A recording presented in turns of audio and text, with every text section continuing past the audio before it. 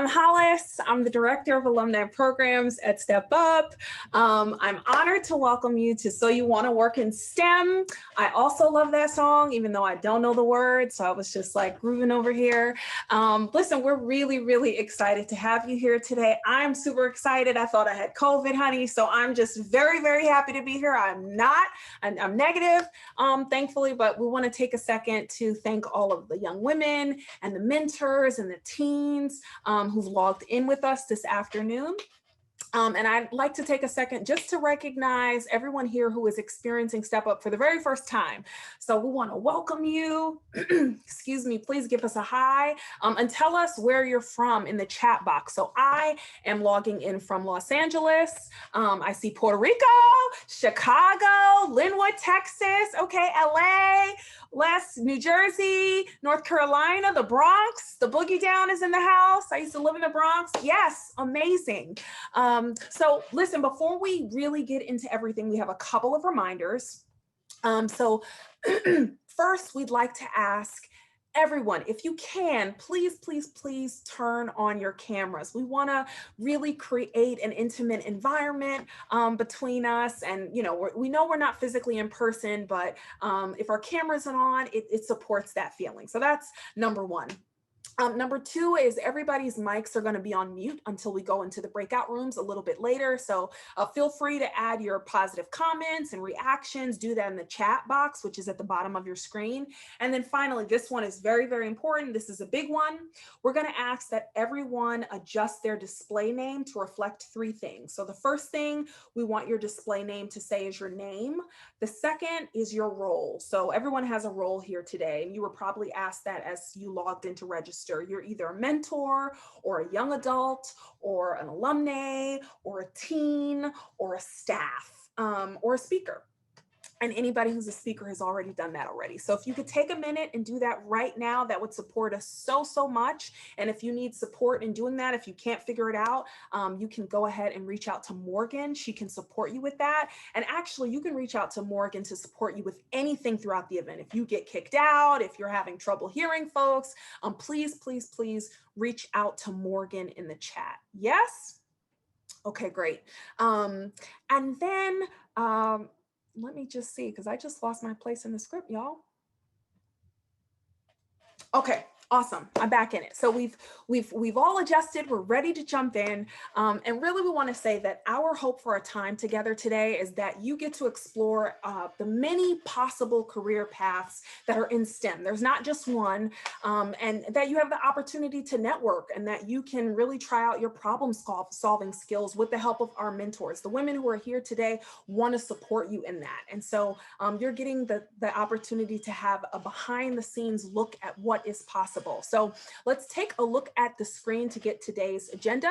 We're going to start out today with a panel, which we're very excited about. There's going to be an opportunity for Q&A with our panelists. We're going to then do some speed networking with our mentors and our breakouts, and then we're going to engage in a little activity.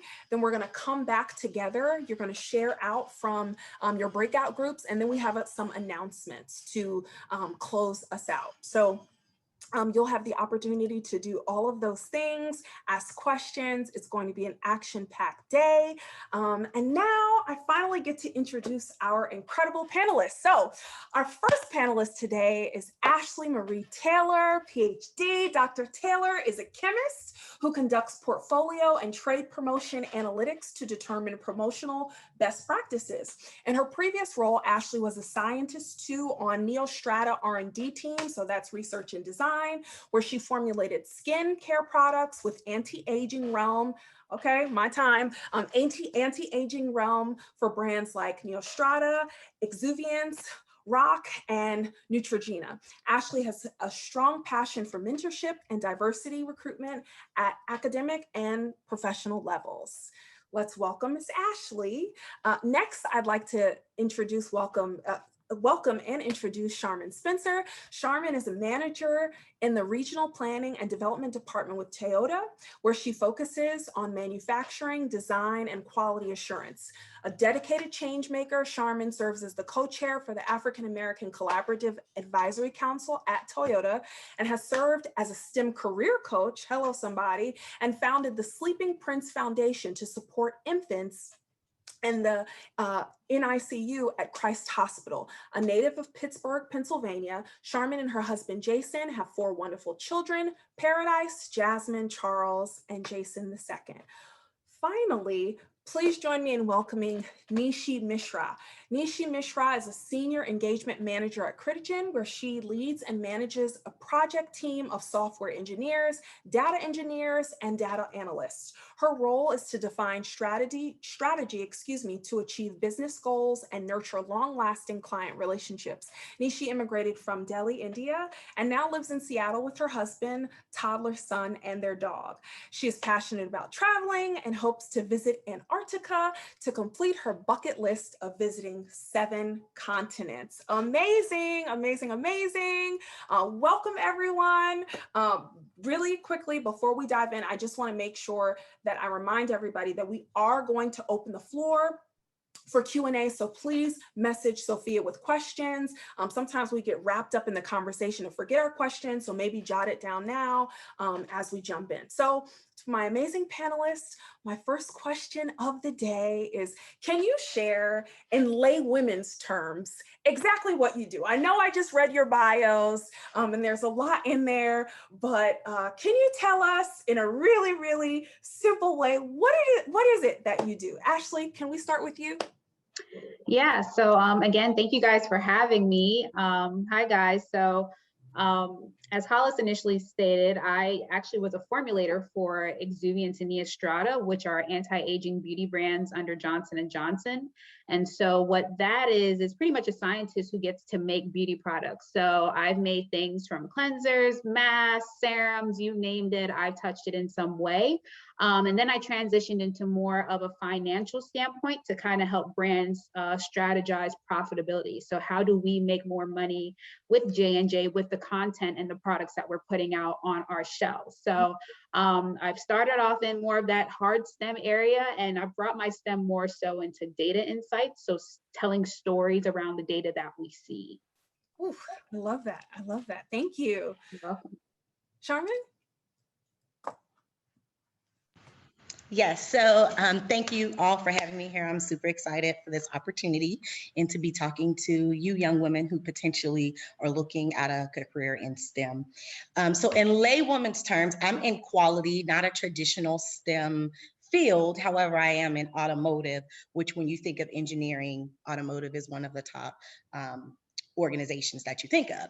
And so what I do in laywoman's term from a quality perspective is my job is to ensure when we make our products that we build in quality into our processes, products, and procedures. So anything that we're doing, we're always thinking about the end customer, which may be some of you on the line, and how can we ensure that quality is built into that product. So that's a simple. Got it. Got it. Got it. Nishi, tell us more. Thank you for having me today.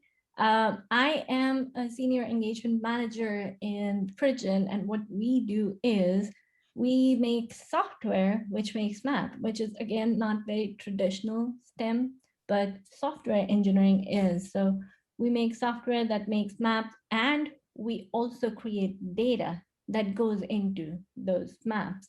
So my role is to ensure the quality of the data, the quality of our software, making sure everybody's doing what they're supposed to be doing, and we are meeting the goals that we set out for our clients. I love that. I love that. I've been obsessed, honestly, since talking to Critigen about maps and just how connected they are in our lives, and we're going to look at that a little bit later in our breakouts. But I'd love to start this question with you, Nishi. What is the most gratifying thing about the work you do? Like, what do you love about your role? The impact of it, while in the traditional sense, maps don't really feature into something that make a lot of impact, but you do make a lot of impact. We work on maps that you guys probably use every day to route you to go somewhere. And that's the global impact we have. And then there are maps that tell you if there's a fire, where is that fire, like wildfires, and how far the smoke and the plume is going. So it's just the impact. And there are so many different ways maps impact everyday life, like compared to when I got into the field and now. It's just very different. So it's the impact really being people not knowing, but we really touch a lot of lives. So I think that is the most gratifying thing for me. Love that. Ashley, what about you? So the most gratifying for me is working for a consumer goods company. You get to see products that people use day to day. So for me, coming into this area, it was more so about, hey, people are using products, they can buy this thing in the store, and I've had some type of touch or reach to it. Especially when I'm going to Ulta's or I'm talking beauty with, Sephora and so forth. It's cool to say, oh, I've worked on that product, somebody's using it, somebody has interest in it. Or, a friend of mine who was in the lab with me, I was there with them when they were creating that product. And so it's just cool to, sometimes go to the stores with friends and family and be like, oh yeah, I've worked on that. You should buy this because I worked on it, or a friend worked on it. So it's just nice to see, your work on a shelf, and, people are going there to buy it. So I think that's the most gratifying for me, to kind of see the evidence of what it is I'm doing. Charmin, I have a different question for you. What actually drew you to a career in STEM in the first place? Like, how did you end up at Toyota? Why STEM? How did you even get there? For me, I took a non-traditional route. Really, what drew me to STEM in particular was really the arts and being creative. However, I happen to love math. And so as I got to college, the marriage of where you can have that creative aspect, but still the math function, drew me in more to STEM. I'm electrical and computer by background.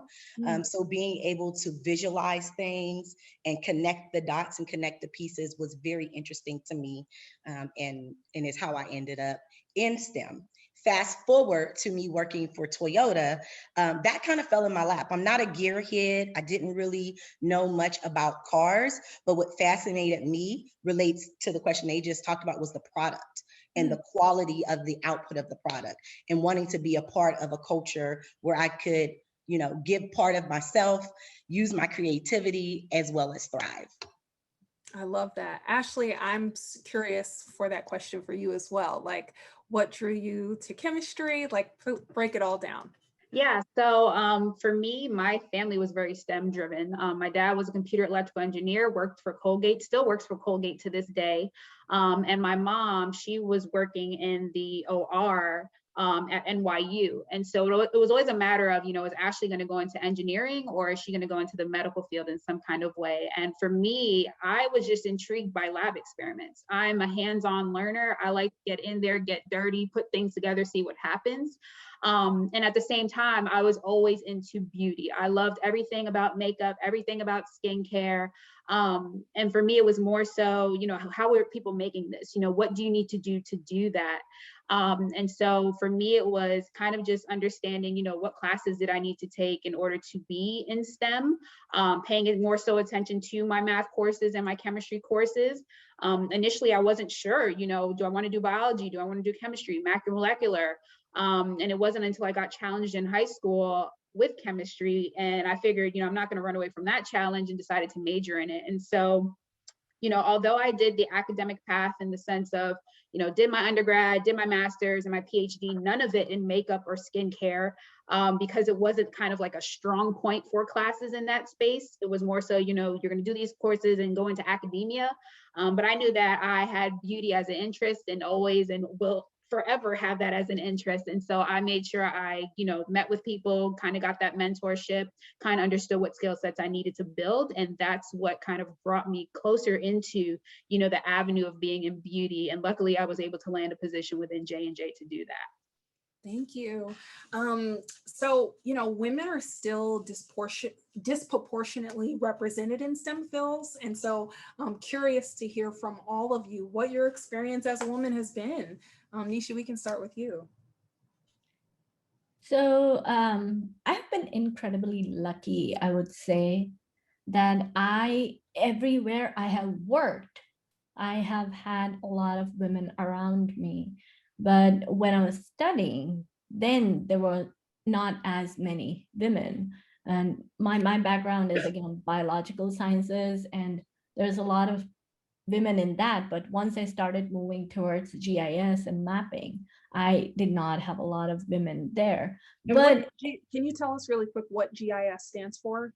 yes, GIS stands for Geographic Information Sciences. So geography and combination of geography plus information sciences. So yeah. And I grew up with boys. I was the only girl in 12, like my extended family, 12 boys. So I never felt out of place, even when there were not many women around. I didn't notice it as much, but I would say as I grew more and started working, there were always women around, but I started seeing the roles they were in, and then the roles that make impact or are where you would say you need to make decisions. So there are worker roles, and then there are people who make decisions. So I saw women in getting things done, the worker role, but making decisions were always men. And that's when I started seeing the disproportionate, that's my experience has been. I've always had a lot of women around me. They've just not been in the roles that you would want to be them to be in. Ashley, I see you nodding intently. Yeah, so for me, it's, in graduate school, it was very women driven. It was actually less men, present in the doctoral program for PhD at LSU. And even now, like so being in the beauty category, you would think it's a woman thriving business. Women are telling women what it is we should be wearing and stuff like that. But when you actually enter the world, it's a lot of men. And so it was challenging because it's like, what can you tell me about the foundation I'm wearing? Like, what are you telling me about the lipstick I want to wear, the hair products and stuff like that? And so, now we're increasing the amount of women in the field. However, it is still kind of limited, especially when you are climbing the ladder. You'll notice that up those ladders, men are still thriving in that space. We have a few women in there, which is great, but we would love to see that kind of climb up, especially when you're talking about skin health matters. Not saying that, men's skin isn't great and they shouldn't be worried about those things too. But, when you think beauty, you think, you're thinking, oh, it's a woman, she's doing these things. It would just be nice to see kind of more of us in that space. Absolutely. Charmin? Yeah, I agree with everything the lady said, especially being in an automotive engineering role. About 85% of our team member staff in engineering in particular is male. And so for me personally, I try not to dwell on that as much. We have what's called diversity commitments at Toyota, and mine is to curate a space for all diverse talent. So my focus is less on me being the only one and more on me not continuing to be the only one. So I actively look for opportunities to reach back to the younger women in the organization, make sure that they know what options are out there for them.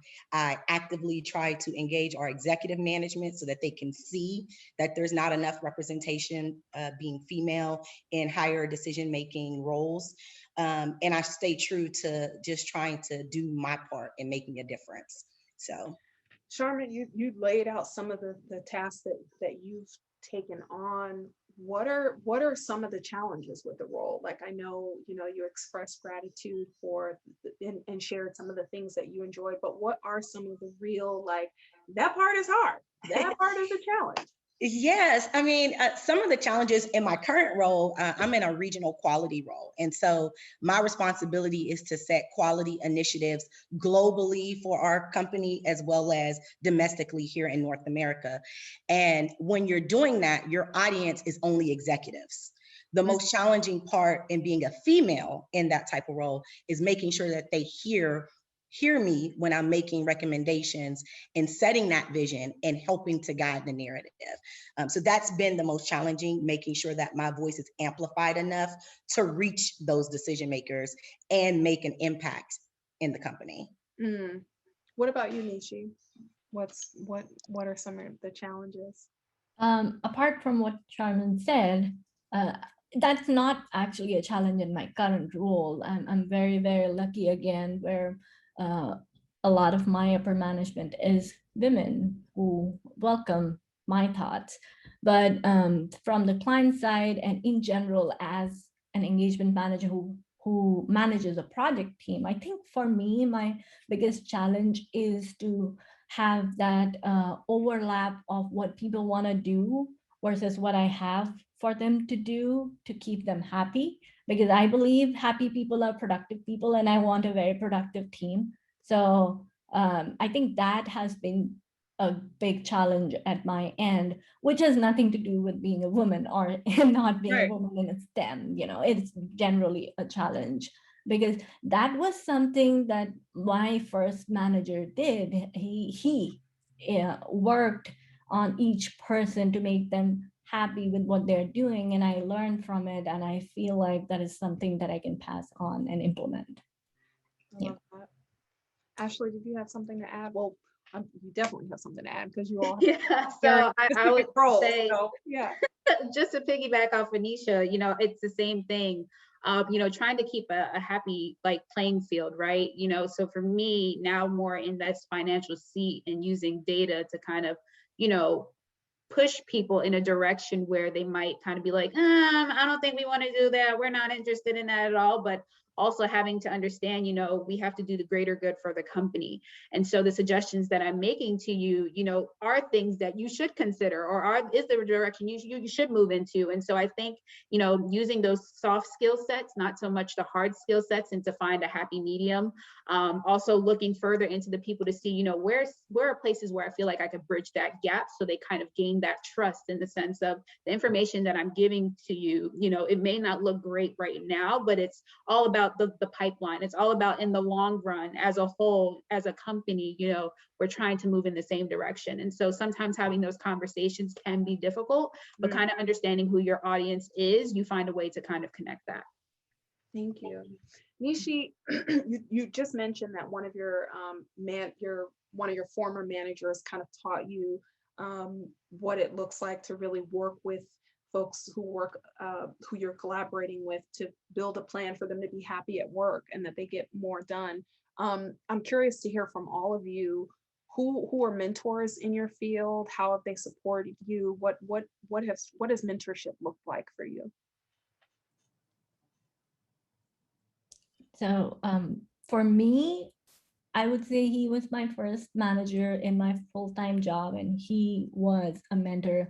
I did look up to him and picked up a lot of his qualities, and one of them being to make sure that people are happy doing what they are, and also letting them know also if you don't have that opportunity. I think, letting them understand that you hear them and you're trying to do everything you can to help them, but there may not always be a possibility of doing it. I think being, and that comes back to what Charmin said, being heard. I think that makes a lot of difference. Nobody wants to be not heard.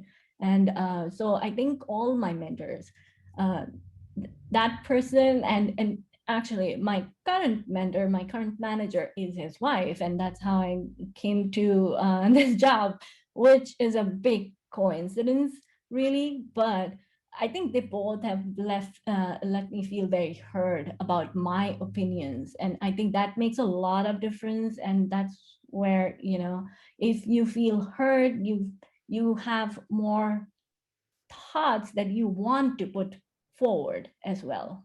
Yeah, that's good. That's good. Charmin, who are your mentors? Oh, I couldn't run them all down. Some of them are probably on the phone here, so thank you guys for joining. But I have a lot of mentors, people that I have worked with, people I went to college with, people that I go to church with. They all mentor me in different ways. I do recommend to people that they should have more than one because everybody serves a different purpose. So my board, I break down by the letter. The B is the baseline. Those are going to be anybody who has helped me navigate right in my personal and professional career. That's my baseline on my board. My O is anybody that's outside of my Wait, organization. say that. I'm writing this down. Oh, okay. Wait. So the baseline is somebody that I know personally, but that Mhm. they can help me in both personal and professional. Got it. My O is outside my organization. So as I'm meeting people, like I may reach out to Ashley or Nishi, I would bring them onto my board, right? Somebody that's still in the STEM industry, but not at Toyota. So I can vent to them a little differently and they can help give me a different perspective. My that. A is my advisor on my board. They're usually an executive level and they're really helping me make my strategic moves and think about things from an executive perspective. My R is my recognition mentor. That's the person I need to big me up. Like if I'm going to do something, I'll be like, hey, can you guys join? And they're going to give me a good hoorah. And or also may end up being a sponsor for you in the future, going out and advocating on your behalf, just making sure you get the recognition that you deserve. And then the last person on my board, my D, is somebody that's in my division. They can mentor me on things that I'm working on, give me technical feedback, etc. So that's kind of how my mentor relationships work. I usually bucketize people into that board. I'm obsessed. Okay, I don't know about y'all. We're gonna put the board in the chat because that is a gem, and I especially love the recognition sponsor piece because sometimes you just need someone to amp you up and say like, girl, you've done this before, you can do it again. Call the people, stop acting brand new, right? So I really, really love that. Where did that come from? I have to know. Well, I mean, it's just kind of happened over time with different people, and I love acronyms. I have an acronym almost for everything. Okay. So I put them in categories, but realistically, through my different mentorship relationships, it's just evolved. And I've noticed it is okay to just have one, but it's so much better when you have a village of people who are encouraging you, people that you are growing with, learning with, and then when your village becomes another village. So. I love that. I love that. Ashley, I know that you talked about your family, like you saw them doing this in many ways, but would love to hear what mentorship has looked like for you. Yeah, so I think Charmin put it out perfectly because like her, I pretty much had mentors everywhere to the point where when I used to speak on mentorship to some of my colleagues, they're like, everybody's your mentor. And for me, it was a matter of, people have to understand what level I am at that time. Not even understanding the level I am at that time, people there to challenge me, to sometimes let me know, hey girl, you're in the wrong, you need to fix this. So basically having people, like she said, that board, so people that are in your baseline, maybe that is friends that you grew up with, maybe that is your family, or people that kind of seen you grow academically. I had those within undergrad, they transitioned into grad school, and then I had my mentors that popped into career. It really became important for me, especially when I was in grad school, because at that moment, that's when you're just feeling vulnerable. You're just like, I'm doing everything I can to get out of this school. I just want my PhD, just let me have it. All the feelings are beating you down. It's like, okay, y'all know that I could do the science, just let me do it. And so I didn't just have, my mentors that were in the chemistry department with me, seeing me go through it. I had my pastor there. I had people even in sports administration telling me, what it is I needed to do to make sure my game was always on. And so for me, mentorship was very important. I wouldn't have gotten anywhere without it. Still to this day, I seek mentorship within the company because, again, I need to know, how do I grow? How do I make sure I'm climbing up the pipeline in a timely manner? And so reaching out to people that I closely work with, reaching out to people who are an executive and so forth, has helped me kind of climb the ladder that I feel is great for myself. Thanks. This is a question that I always ask, and I'm curious, and I just want to give a shout out. If you have questions that you'd like to pose, please quickly send them to Sophia before we have to close out. But curious what soft skills you think are important to develop, particularly if you're a teenager or a young woman just like getting into figuring out what you're trying to do? Like what are the soft skills that are important to thrive in the kinds of careers that the three of you have? You want anybody to answer? Yeah. Okay. I would say, in addition to like communication presentation, is the power of persuasion. A lot of people take for granted being able to get other people to do things for and with you, but that's really going to be your most impactful tool that you will have. If you can lead people and persuade people, then you'll have a long career, no matter what your industry is. So that's what I would give. I love it. Can you give us an example of what that might have looked like for you? So I'm actually still working on persuasion, especially now in my new role, because again, as I said, I need to navigate and get executives riled up about my ideas. But watching things like stock market stuff, I mean, you would be surprised. For me, for an example of what that looks like would be a car salesman, right? When you come in there, they want to sell you the car. So they're going to immediately look at you and assess you and say, okay, you look like you like upscale things, so we're going to take you to a nicer car. Or, whether it's right or wrong, you look like you might be on a budget, so we're going to take you to a lower price car. But their objective is to sell you a car. It doesn't really matter what the price is, right? So thinking about that when you're thinking about persuasion, mimicking some of those things, like what are some of the good aspects?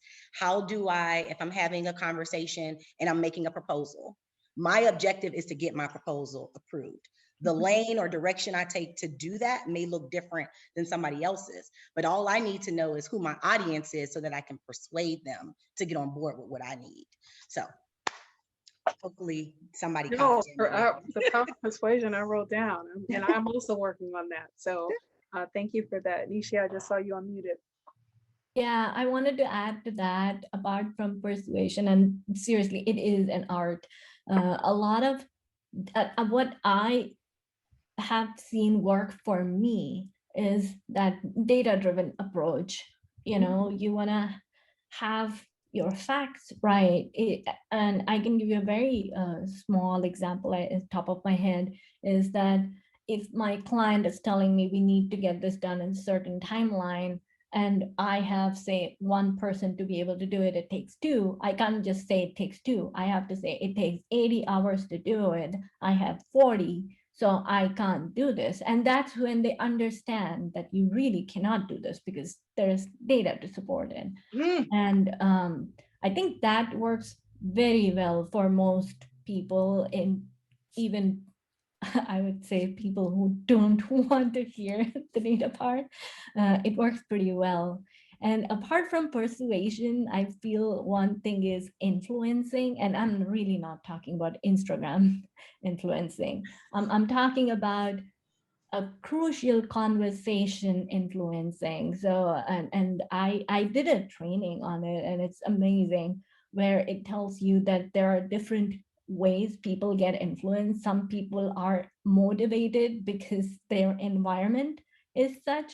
Some people are motivated because they have some goal they want to reach.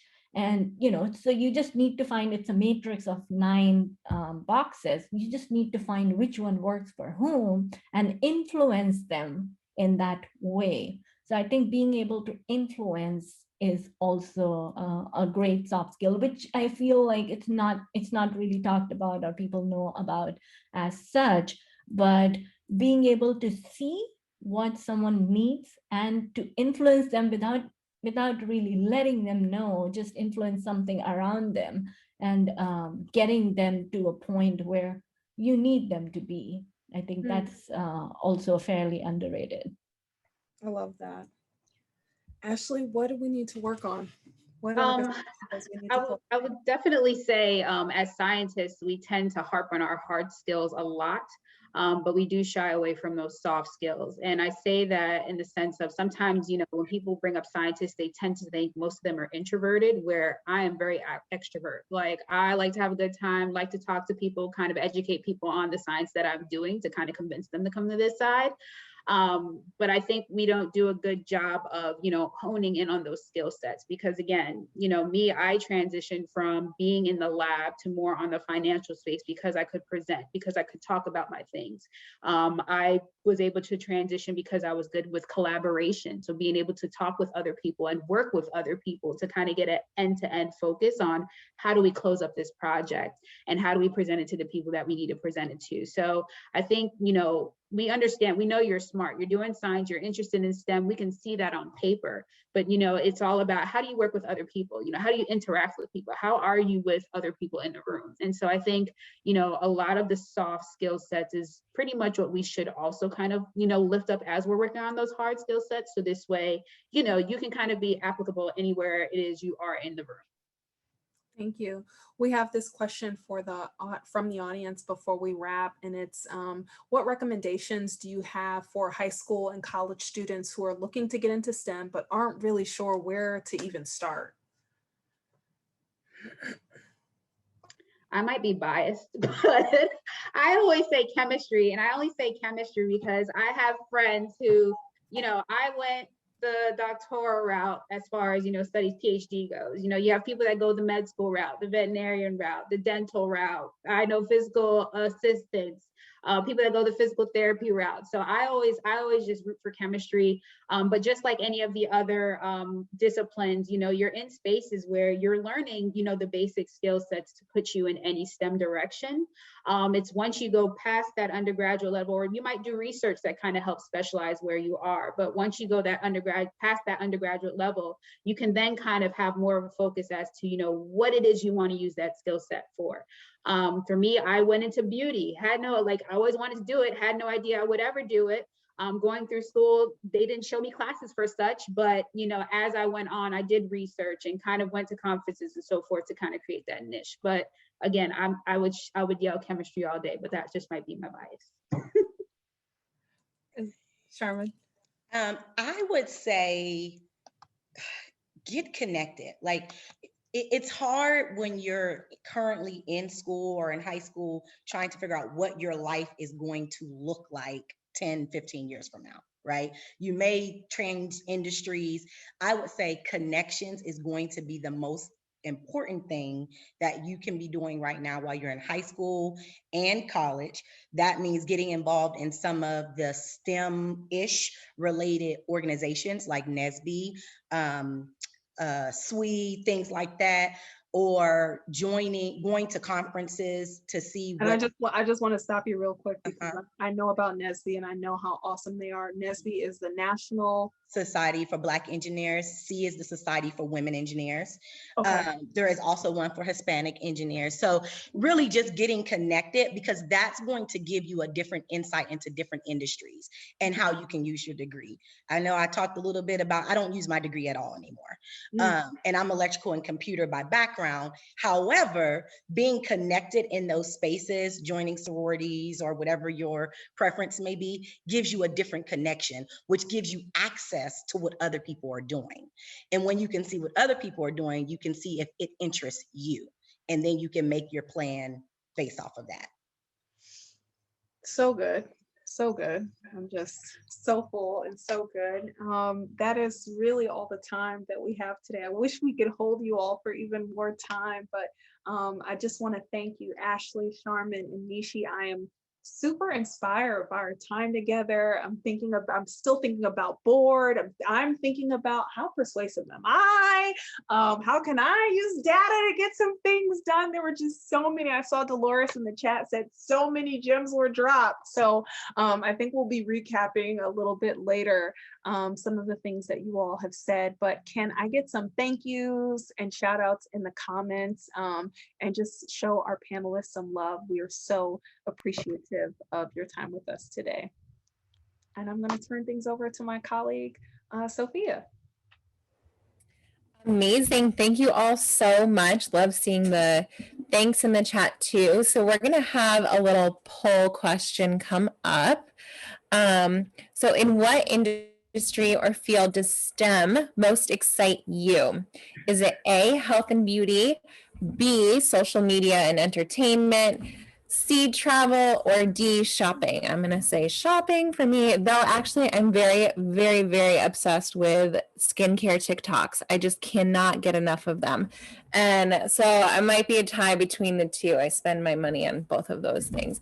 But they're, just like I said, TikTok, social media, I couldn't decide. This is a tough one. I want to get out and travel and need my car to get there. So I am going to leave it up to you all to decide for me what most excites me. And it's looking like travel is the winner. It is. Yes, we are pent up, ready to get out of our quarantine and go see the world. And I fully support it all. So let's do it. I'm down to go anywhere that I can be warm and get some sunshine. So whoever wants to come with me, let's do it. And we are going to go into our breakout room. So as our panelists were just alluding to and telling us that how great connections are and how important they are to see where we can go. We're going to make some connections in our breakout rooms. So don't forget to add your LinkedIn, add your social media handles into the chat, and have fun. Welcome back. How was that? I'll take thumbs up or reactions. Hi, Lulu. Oh my gosh. Hello. More gems were dropped. Oh, more gems were dropped. I love to hear it. Same in our group too. Every breakout room has a representative, right? Breakout room leaders. Cool. Thumbs up, thumbs up. So I'll start with group number 1, which was Elle's group. I was just about to ask for a representative and then we got pulled out. So I'm going to ask anyone in my group, my teams, please volunteer.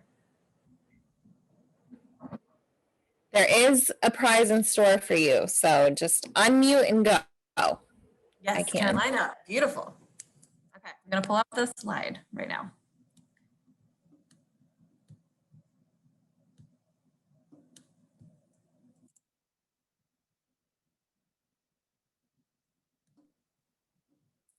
Okay, so for our park, we're located in the city of blank.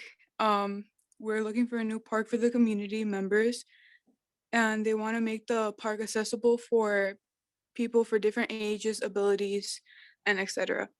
For the park, we're planning to put in a safe community near like a safe environment where there's not going to be any crime rates and stuff like that, where there's also like no intersections near the roads so kids or like anyone who can get hurt. We also want to look into the land cost flooding and to not make it near another park since there could be competition and we wouldn't want that. We also want to make sure that the park has like for everyone's needs or like everyone's included. So walking trails will be included for people of all ages, mostly maybe moms, because, the park has live concerts to make it more entertaining, sports fields for soccer track for more the active, like athletes. We have to also look into the climate, which when there's going to be heat, we're going to add in a pool. And we're also going to make a community center for indoor and restrooms, cooling centers, and also we're going to include public restrooms to make sure that everyone could stay in the park. As long as staying in the park, we're also going to include food since everyone gets hungry in a park, which will be provided by vendors that goes through, and as well as keeping the park clean since there will be food, and then we wouldn't want the park to be harmful to an environment. Also, we're gonna include a garden and lockers for security for personal belongings for anyone who does want to go to the park or has any items while entering the park. Amazing. What a fancy park. I think our teams will have to do some collabing, but because we have an idea of how we can source some food for you, but that'll come in a little bit. I love this park. I can't wait to go. Thank you so much for volunteering and for sharing with us, Carolina, and the great work you all did. How about Myra's group? Myra, do you have a representative? Yes, Yoselin's going to represent for us, and I can share my screen as well. Let's see.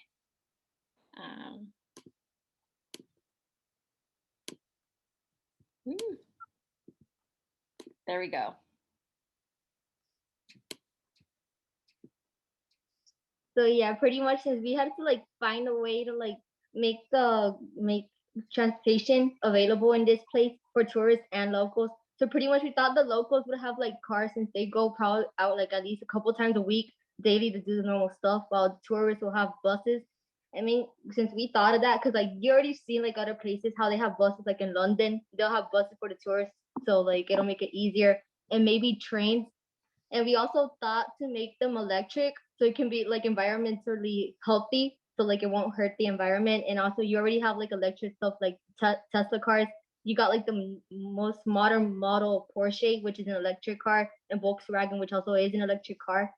But for the people who can't afford electric cars, we want like gas efficiency cars so that it won't spend too much, because the people have to drive like over an hour away from where they are for the cars, stuff like that.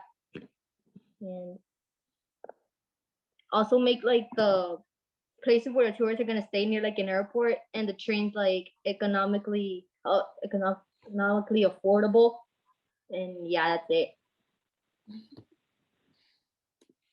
Awesome. What amazing solutions. Thank you so much, Yoselin.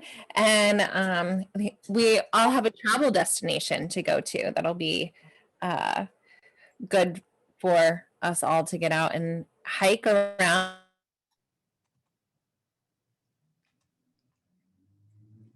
Can y'all hear me? Okay, awesome. Well, I'm going to throw things over to Stefania to talk a little bit. Oops, sorry. I'm going to throw things over to Stefania to talk a little bit about Deja and her beauty brand. I would definitely put it on the floor if anybody in our group wants to add on, just in case I didn't cover everything. But so we have Deja, who's who's an entrepreneur who wants to create her own body butter. Sorry, my accent. Butter to cater to young people. And fortunately for us, we had a guru in our group, Miss Ashley, who advised us that she should reach out to vendors who have specific ingredients that are stable, compliant, and targeted. Vitamin C, that have vitamin C oil in them, and vitamin E. And the demographic that she would be marketing this to is young people. And then I would also say that she's not limited to just boys and girls. It's for everybody to enjoy and get it. And so what are the So yes, okay. So another thing that we brought up during our discussion is not be limited. So although she is located in Los Angeles, her product will not be limited to Los Angeles, because if you think out small like that, you're kind of stuck in that. So you want to think broad, and then of course narrow it as you get bigger and bigger, and so going back to the vendors, like basically picking ingredients that when she does blow up is she can use it in other places. So if she's targeting just Los Angeles and she blows up and her stuff like makes it to Asia, she needs to have like ingredients that are like can be used both here and there and anywhere that it goes. I hope I covered everything. If not, the floor is up. I think you did an amazing job, and I think Ashley would say the same. I think the rest of our group would say the same. Yeah. I think Deja has a business going with Stefania representing. Yes. Yes. Yes. Amazing. Amazing. Thank you so much. And she should definitely put some TikTok videos out featuring the different ingredients that she sources, because I am obsessed. And Cara, our group, ready? I'm ready. Hello, I am Cara. So I'm going to be representing Kiana and her Jamaican restaurant. So I'm going to take this as an opportunity to tap into my soft skills of persuasion and basically knowledge and data that we're using to bring the best and Jamaican vibes to the city of Chicago. So let's go ahead and this is going to be more like a presentation to the city of blank, because they have such an amazing park. So we are wanting to possibly partner with you to bring our food truck, which is going to source not only local ingredients, but authentic ingredients from Jamaica. We're going to be using our data to find out what can and cannot be sourced solely in Jamaica, and using that as cost effectively as possible. And then we're going to be using our database, our Google Sheets, and our Airtable knowledge to see what ingredients can be sourced locally as well. Because let's be real, shopping local is the way to go. Not only will we be creating an amazing, authentic menu, but our list of ingredients will be some of the absolute best. So we don't want to pride ourselves on being the Jamaican restaurant that does any and everything, but we're going to be experts in a small number of menu items, because let's be real, we're going to maximize our best. So we're going to be the experts in jerk chicken. We're going to be the experts in fried plantains. We're going to be the experts in the island drinks that only can take you back to your grandmother's table. And we're also going to be partnering with a park or neighborhoods that are, oxtails as well. Absolutely. Thank you, Ashley. We're going to call them Ashley's Oxtails. Why not? We're also going to make sure that the food truck is parked near public transportation, because we don't want to single out any group of people, just as much as we love to see, as in our childhood days, the ice cream truck going down the street. Watch, you're going to see these Jamaican vibes going down the street as well, coming to an office, a park near you. Amazing. Thank you so much. And I am so hungry now. I can't even. Thank you all. Just a reminder for our group representatives and your amazing presentation skills. We're gifting you all with a pair of Bluetooth headphones. So be sure to message Morgan, staff she, your full name and address. So you can listen to Jamaican music as you walk around the park, and your new fresh Deja's beauty stuff on your face, and and then make your way to the mountain. Okay, awesome. Thank you so much. All right, thank you all. This is so fun. Just want to flag our upcoming events. Come see us again. So on Thursday, April 15th at 2 p.m. Pacific time, we have Career Steps in Skincare with Dermalogica. That's going to be, for high school teens to attend. So they're great.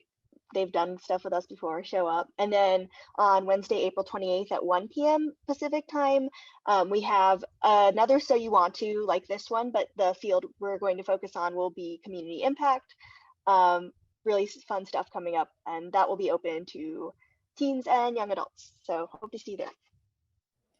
Awesome. And then thank you, Amanda. And we have one more before this. We have an upcoming mentor event. So turning your connections into your calling. Be sure to check out the events calendar for that. So that's for mentors and young women / alums. And then even super exciting, so exciting, we're already getting started for this. We have Step Up Together on September 9th, and we are honoring a teen and an alum. So if you haven't checked out the application for that or have heard about Step Up, you can Step Up Together. There's a link in the chat and you can click that and find out all the details to apply. You can email me if you need more information. But we are looking for motivated and passionate leaders like you. And we want to celebrate you and showcase how amazing you are. So check out that link and send in your applications because I cannot wait to see them. I am dying. And yeah, I think that's it. We got it. We took care of the giveaway.